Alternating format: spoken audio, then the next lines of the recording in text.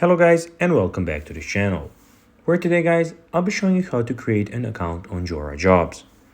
So guys, the first thing that you of course need to do is go to your Apple Store or your Google Play Store and download the Jora Job application. Now when you did that, you need to open it, and now let's see how you can actually go and create an account here. So experience a personalized job seeking journey towards your dream. You can sign in with Apple, or you can create or log in by tapping on the button here. So we'll click on create account.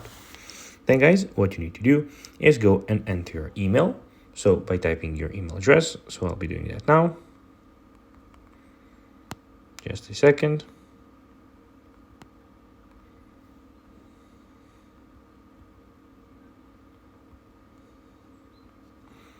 Now you just need to go and tap on create account.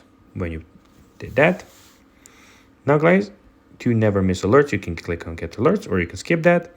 Here you can see some other stuff that you can go and put your location and other other things like that. So you can get alerts if you want.